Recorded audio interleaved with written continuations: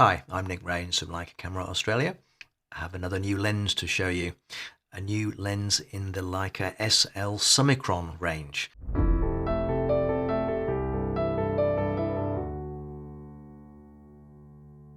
This is the new 21mm, which I've been waiting for quite a long time.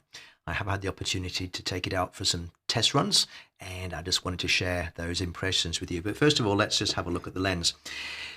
I mean, it's not much to say really. It's the same barrel size, it's the same filter size as the other Summicron, so a 67mm filter thread. The lens hood has that nice cutout scallop, which for wide-angle lenses is fairly normal, and it fits on the camera beautifully. It autofocuses beautifully. It's really quick and effective, very positive, the autofocus. So really, it's exactly what you'd expect from a Leica SL Summicron lens.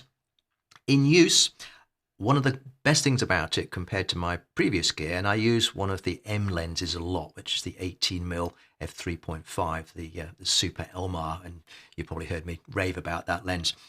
This is a stop and a half faster. So this is an f2 lens being a Summicron, and of course the Super L-Mount is f3.5.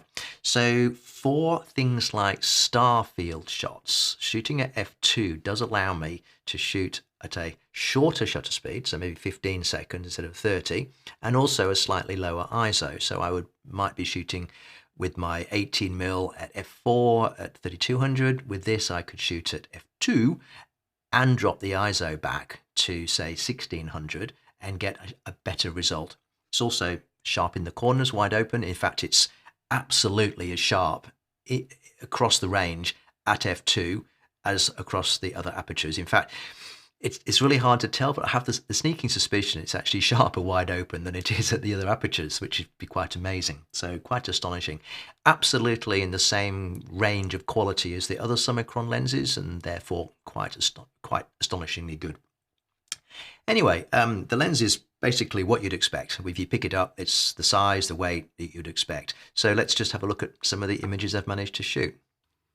So putting the lenses through its paces a bit, I'm looking for straight lines here. I've done some perspective correction in Lightroom, but the actual buildings themselves are perfectly straight. There's no sense of barrel distortion whatsoever. Another good test for geometry, where all the buildings there have perfectly straight lines, no hint of barrel distortion at all. Straight into the light is another good test for a lens. The reflections on the concrete are very bright, but I've still got really good contrast in the shadows. That's always a sign of an excellent lens design. A simple landscape picture, 21mm gives you a lot of scope for shooting wider shots, but you don't really see that super wide look in this picture.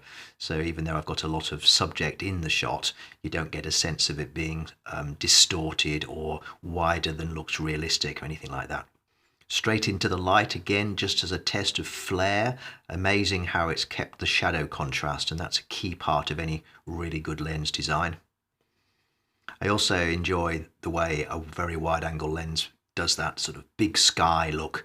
So any sort of sunset where you've got really interesting clouds always looks good when you can get a lot of the sky above you into the shot, as well as some sort of subject in the distance. So as you can see, it's a 21mm lens. It does the job of a 21mm lens. It's slightly wider than my workhorse 24-90. It's a lens that will live in my camera bag, probably use it for 10 to 15% of my shots, but when you need it, you really need it. Anyway, pop into a store, stores in Sydney and Melbourne or wherever in the world you happen to be, put one on your camera, have a look, see what you think. I think you'll be very happy with the results.